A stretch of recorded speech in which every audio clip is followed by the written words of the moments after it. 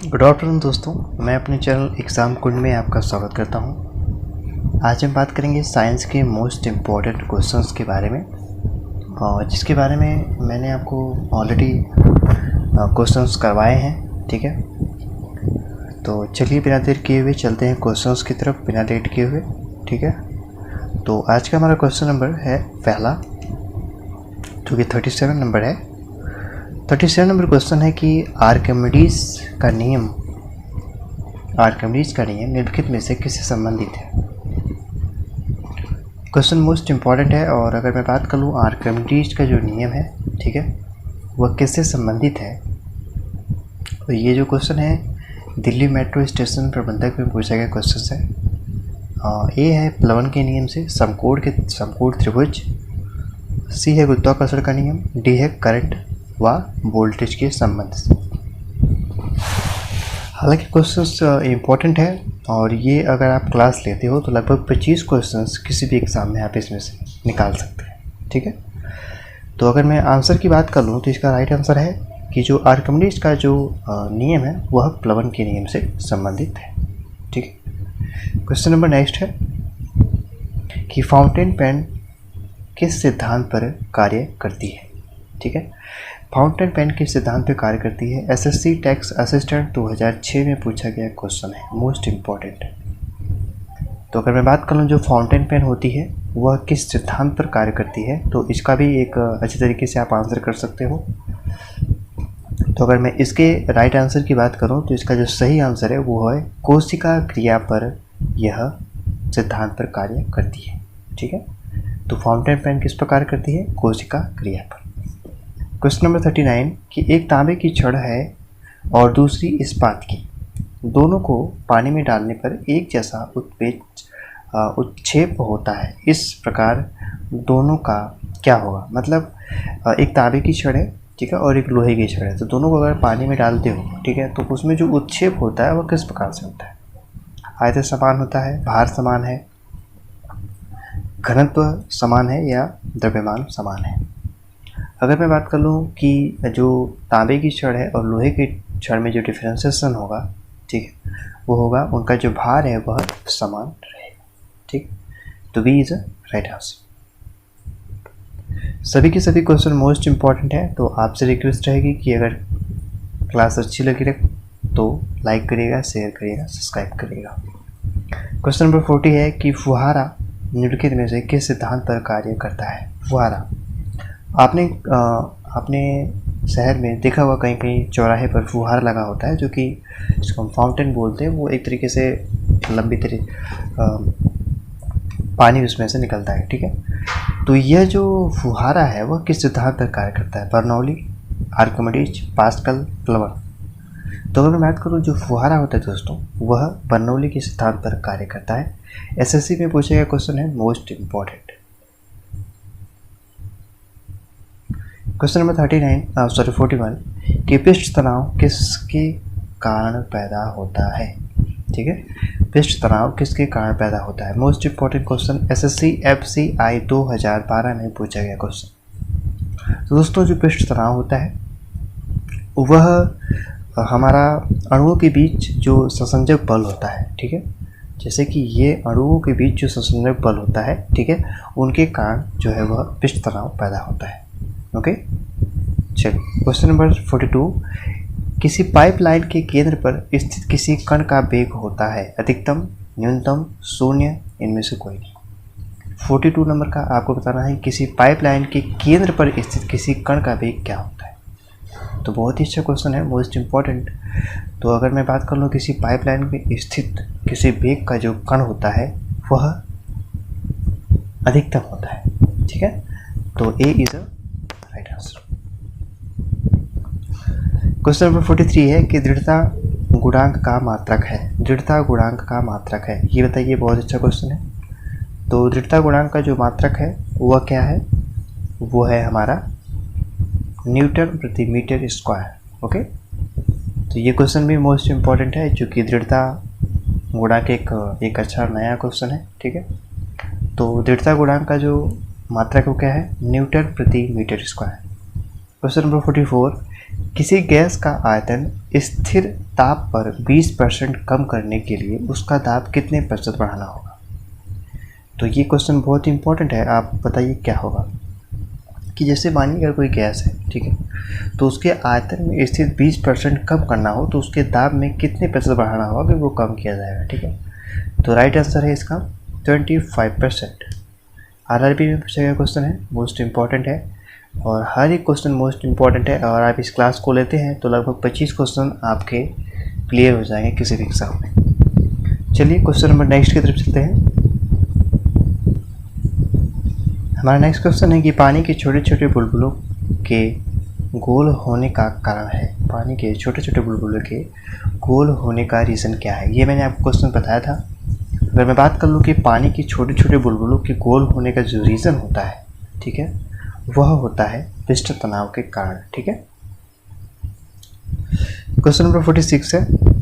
अब ये 46 को देखिए क्या है कि समान द्रव्यमान के दो ठोस जिसमें एक हवा तथा दूसरी में पानी निम्न के चित्र में दर्शाया गया है, तो इनका प्रभाव आपको बताना है। देखिए इसमें एक में हवा है और एक में पानी। ठीक है, तो इसमें क्या प्रभाव होंगे, तो ये देख लिया आप चित्र। अब नीचे देखिए, ठीक है, ये हाँ, तो इसमें लिखा है चित्र 1 का भार चित्र 2 से अधिक दर्शाएगा।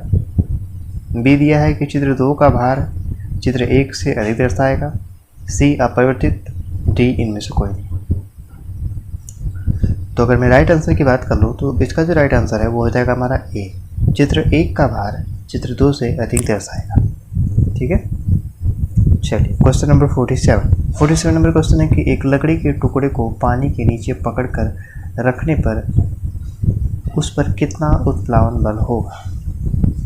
आपने देखा होगा कि जब कोई आप पानी में किसी लकड़ी को डुबाते हैं तो वो डूबती नहीं, ठीक है, वो ऊपर चली जाती है। ठीक है, तो उसमें जो उत्प्लावन बल होता है वो किस रीज़न से होता है। तो अगर मैं बात कर लूँ कि जो उसका जो बल होता है वो लकड़ी के भार के बराबर होता है। ठीक है, तो हमारा राइट आंसर कौन सा हो जाएगा, A is a right answer. Question number 48, helium परमाणु हाइड्रोजन अणु से 2 गुना भारी है। 298 केल्विन पर हीलियम परमाणु की औसत गतिज ऊर्जा होगी। इम्पोर्टेंट क्वेश्चन है, हम बताइए किसका इसका आंसर क्या होगा। तो इसका आंसर होगा हाइड्रोजन अणु की जितनी है। ठीक है, तो इसमें एक बात की गई है कि जो हाइड्रोजन हीलियम है, ठीक है, उसके जो हीलियम परमाणु का जो हाइड्रोजन है, ठीक है, वो अणु से 2 गुना भारी है। ठीक है, तो हीलियम परमाणु की औसत गतिज क्या होगी, हाइड्रोजन अणु के जितनी बराबर होगी। ठीक है, तो बी इज राइट आंसर। ठीक है, चलिए क्वेश्चन नंबर 49 नंबर क्वेश्चन है कि एक रबड़ की गेंद को 2 मीटर की ऊंचाई से गिराया जाता है। यदि प्रक्षिप्त होने के बाद कोई भी ऊर्जा और वेग का नुकसान नहीं है तब कितनी ऊंचाई तक वह ऊपर उठेगी। अच्छा क्वेश्चन है, इंपॉर्टेंट है, एसएससी में पूछा गया क्वेश्चन है। सोचिए क्या होगा कि मानिए कि आप किसी मतलब छत पर से आप 2 मीटर नहीं, मतलब आप 2 मीटर से गिराते हो। ठीक है, तो अगर उसमें मतलब कहीं इधर उधर बॉल नहीं जाती, सीधे गिरती है, सीधे ऊपर जाती है, तो वो कितना जाएगी। ठीक है, और आपको जो बॉल है वो 2 मीटर की ऊंचाई से गिरानी है। तो बहुत ही अच्छा क्वेश्चन है कॉन्सेप्ट, और अगर इसका राइट आंसर बता दूं तो 2 मीटर से आप गिराओगे तो 2 मीटर ही वो ऊपर जाएगी। ठीक है, चलिए क्वेश्चन नंबर 50 नंबर क्वेश्चन है कि रेल की पटरियों के नीचे चौड़ी लकड़ी के पट्टे या उसके आप स्लीपर्स लगाए जाते हैं, क्यों लगाए जाते हैं। आपने देखा होगा कि रेल की पटरियों पे बीच बीच में पहले तो लकड़ियाँ लगती थी वो सागौन की, अब उसमें मतलब इस तरीके से सीमेंटेड लगने लगा है, जिससे अब थोड़ा सुधार आया है। तो वह क्यों लगता है कि आपको बताना है। ठीक है, तो दोस्तों इसका सही आंसर है कि जो गाड़ी के द्वारा उत्पन्न दबाव है, जब वो ट्रेन चलती है, ठीक है, तो उस पर जो उत्पन्न दबाव होता है उसको कम करने के लिए लगाया जाता है। ठीक है, तो D is a right answer. चलिए अगले क्वेश्चन की तरफ चलते हैं। हमारा अगला क्वेश्चन है कि लाइफ जैकेट का सिद्धांत क्या है। ये भी मैंने आपको बताया था आई थिंक। तो एकदम सिंपल क्वेश्चन है कि जो लाइफ जैकेट होती है वो व्यक्ति को उतारता रखने के लिए आयतन में वृद्धि कर देती है, ठीक है। तो B is a right answer, ये आपको याद रखना है, ठीक है। एक तरीके से अच्छे से देख लीजिएगा, नोट कर लीजिएगा, ठीक है। क्वेश्चन नंबर 52 है कि कोई भी नाव नहीं डूबेगी जब तक यदि वह पानी हटाती है। मतलब जो नाव होती है, ठीक है, आपने देखा होगा कि एक छोटा सा आप क्या बोलते हैं उसको, आप लोहे का टुकड़ा डालिएगा पानी में डूब जाएगा, लेकिन एक बड़ी सी नाव नहीं डूबती, क्यों? वो भी तो कोई रीज़न होगा ना। तो वही रीज़न से पूछा गया है। अगर मैं रीज़न की बात करूं तो इसका जो राइट आंसर है दोस्तों वो हमारा है भार के बराबर, ठीक।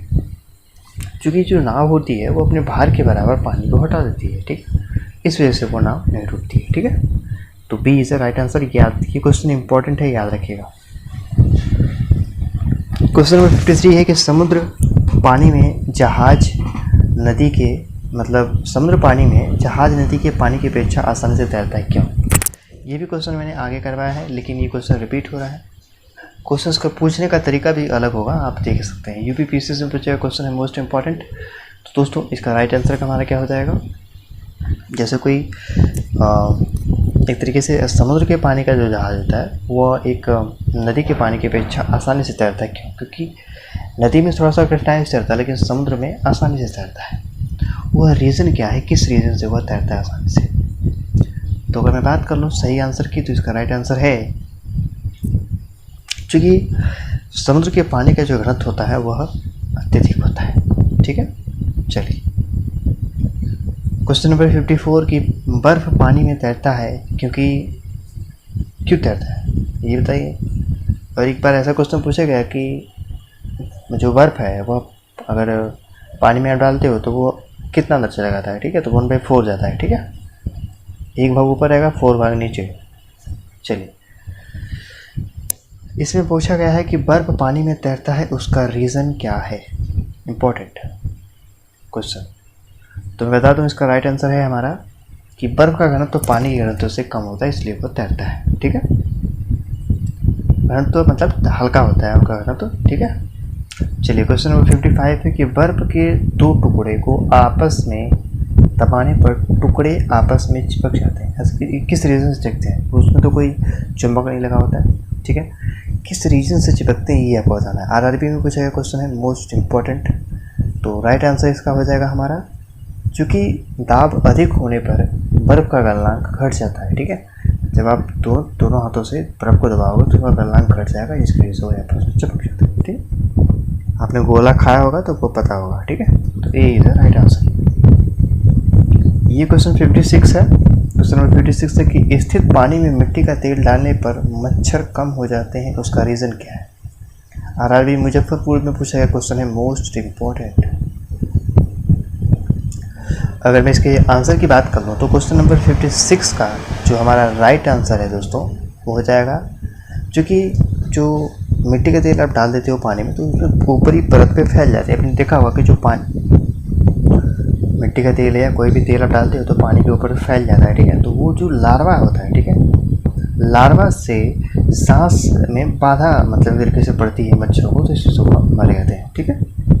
तो सी इज राइट आंसर। चलिए ये लास्ट क्वेश्चन, और ये लास्ट क्वेश्चन का आंसर आपको कमेंट बॉक्स में देना है कि यदि किसी साधारण कांच की नली और एक कांच कोशिका नली दोनों को पानी के बीकर में डाल दिया जाए तो पानी निम्नलिखित में से किस में उठेगा, ठीक है।